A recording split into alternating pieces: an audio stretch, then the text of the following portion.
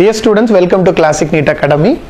இப்போ Tamil Nadu MBBS அட்மிஷன்ஸ்க்கான rank list வந்து இன்னைக்கு ரிலீஸ் பண்ணியிருக்காங்க. அந்த ரேங்க் லிஸ்ட்டை வச்சுட்டு இப்போ நம்ம ஒரு cut off analysis, expected cut of என்ன அப்படிங்கிற ஒரு அனாலிசிஸ் பண்ணியிருக்கோம். முதல்ல இந்த ப்ரெசன்டேஷன் பண்ணுறதுக்கு முன்னாடி it's a pure of calculation. இது ஃபைனல் வந்து நீங்கள் அலாட்மெண்ட் அப்போ தான் பார்த்துக்கணும். It's a pure of calculation, உங்களுக்கு ஹெல்ப் பண்ணுறதுக்காக இந்த அனாலிசிஸ். அதில் நம்ம ப்ரௌச்சரில் ஆக்சுவலாக வந்து மெடிக்கல் காலேஜ் அப்ளிகேஷன் ப்ரௌச்சரில் கொடுத்த சீட் படி டோட்டலாக தமிழ்நாட்டில் வந்து இருக்கிற கவர்மெண்ட் காலேஜ் சீட்ஸ் உங்களுக்கு வந்து இந்த இடமா ஃபர்ஸ்ட் டைம் இந்த மாதிரி கொடுத்துருக்காங்க. கவர்மெண்ட் காலேஜ் சீட்ஸ் வந்து 5050. அதில் வந்து இவ்வளோ 746 சீட்ஸை வந்து உங்களுக்கு 15% கோட்டாவில் கொடுத்துட்றாங்க. 50 சீட்ஸ் வார்ட்ஸுக்கு போயிடுது. மீதி இருக்கிற சீட் பார்த்தீங்கன்னா 4251 சீட்டு மொத்தம் 36 காலேஜில். இஎஸ்ஐ சென்னை KK நகர் காலேஜில் ஒரு 98 சீட் இருக்கு. அப்போ மொத்தமாக ஆட் பண்ணும்பொழுது நமக்கு இருக்கிற சீட்ஸ் வந்து உங்களுக்கு total seeds you can just see that இஎஸ்ஐசியும் சேர்த்து வரும்போது 4349 சீட்ஸ். எது உங்களுக்கு இந்த 4251 98 ஆட் பண்ணும்பொழுது நமக்கு மீதி இருக்கிற சீட்ஸ், இது வந்து கவர்மெண்ட் கொடுத்துருக்கிற டேட்டா.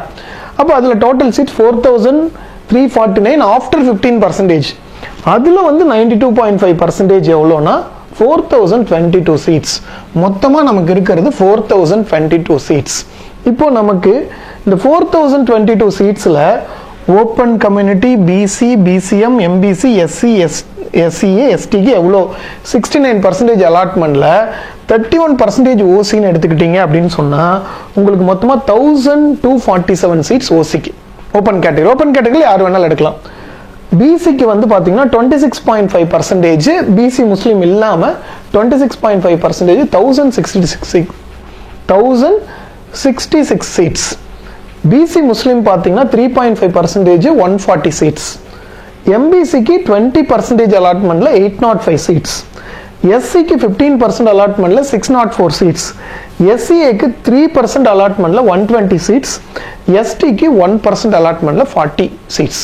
ஓகே, இதில் இப்போ ரேங்க் லிஸ்ட் அனௌன்ஸ் பண்ணதில் எப்படி இருக்குது அப்படின்னு சொல்லி பார்ப்போம். Expected cut off based on the rank matrix, rank கொடுத்துருந்ததை வச்சு எப்படி இருக்குன்னு பார்க்க போகிறோம்.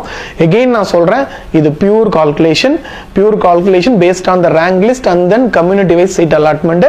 ஃபைனல் என்ன அலாட் ஆகுது அப்படிங்கிறத வந்து நீங்கள் வந்து கவுன்சிலிங் அப்புறம் தான் பார்க்க முடியும். இப்போ pure calculation, you can just see that. அப்போ ஓசிக்கு 1247 சீட்ஸ் இருக்குன்னா அந்த ஓசியில் இருக்கிற 1247 சீட்ஸில் 810 சீட்டை வந்து பிசிஏ எடுத்துடுறாங்க.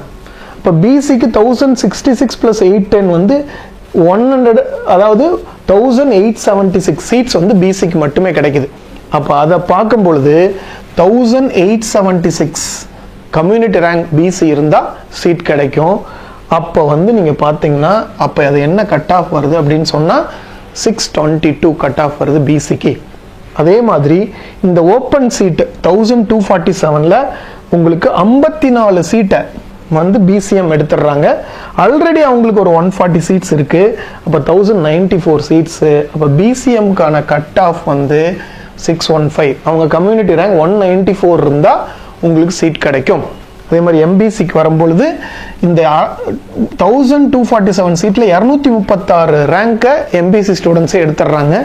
அப்போ எவ்வளோன்னு பார்த்தீங்கன்னா 805 + 236 1041 கம்யூனிட்டி ரேங்க் இருந்தால் கிடைக்கும். அப்போ 605ங்கிறது எம்பிசியோட கட் ஆஃப். நெக்ஸ்ட் வந்து எஸ்சியில் 34 சீட்டை வந்து அவங்க ஓப்பன் கம்யூனிட்டி சீட்ஸ் எடுக்கிறாங்க. 1247. ஆல்ரெடி அவங்களுக்கு ஒரு 604 சீட்ஸ் இருக்குன்னா ப்ளஸ் பண்ணீங்க அப்படின்னு சொன்னால் 638 சீட்ஸு. அப்போ எஸ்சியோட கட் ஆஃப் வந்து 538 வருது. எஸ்சியோட கட் ஆஃப் வந்து 538.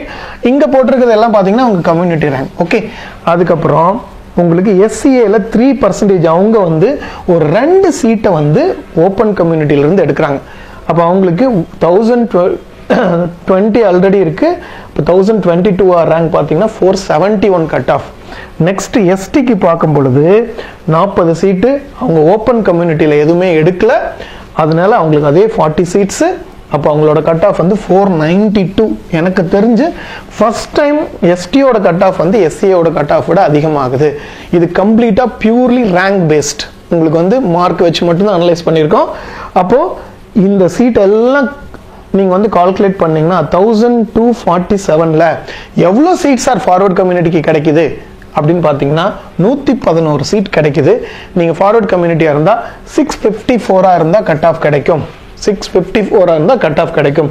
அப்போ ஒன்ஸ் அகெயின் பாருங்க, ஓசினா கட் ஆஃப் 654 வர்றதுக்கான வாய்ப்புகள் இருக்கு.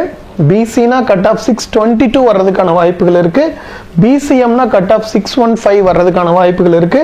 எம்பிசினா கட் ஆஃப் 605 வர்றதுக்கு வாய்ப்பு இருக்கு. எஸ்சின்னு சொன்னா கட் ஆஃப் 538 வர வாய்ப்பு இருக்கு. எஸ்சிஏனா கட் ஆஃப் 471 வர வாய்ப்பு இருக்கு. எஸ்டினா கட் ஆஃப் வந்து 492 வர வாய்ப்பு இருக்கு. இது கம்ப்ளீட்லி நல்லா புரிஞ்சுக்கோங்க, ரேங்க் லிஸ்ட் வச்சு அப்படியே கால்குலேட் பண்ணுது. இன்னும் ஆல் இண்டியா கவுன்சிலிங் நடக்கல.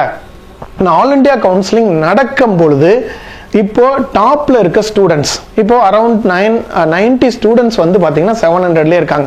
இந்த ஸ்டூடெண்ட்ஸ் எல்லாம் கொஞ்சம் வெளியில போயிடுறாங்க, ஆல் இண்டியா கோட்டாவில் எடுத்துடுறாங்க அப்படின்னு சொன்னா ஒரு பிளஸ் ஒரு -2 or 3 மார்க்ஸ் ஆகிறதுக்கான சான்சஸ் இருக்கு. அப்போ அவ்வளவுதான். அதுக்கு மேல எனக்கு சான்ஸ் இருக்குமா தெரியல. தென் உங்களுக்கு வந்து செகண்ட் கவுன்சிலிங் அப்படி பார்க்கும்போது ஒரு மேக்ஸிமம் 2-3 மேக்ஸிமம் போனால் 4 மார்க்ஸ் ரெடியூஸ் ஆகும் ஆர் 3 மார்க்ஸ் ரெடியூஸ் ஆக வாய்ப்பு இருக்கு. இதுதான் வந்து cut off analysis. Okay, so இது வந்து அகெயின் நான் சொல்லிடுறேன், இது பியூர் கால்குலேஷன். ஸோ இந்த calculation we have done this calculation. So அப்போ நீங்க ஒரு தடவை செக் பண்ணி பார்த்துக்கோங்க. அகெயின் வந்து கவுன்சிலிங் ரிசல்ட் தான் ஃபைனல், இது ஃபைனல் கிடையாது. ஓகேவா? Okay, don't worry.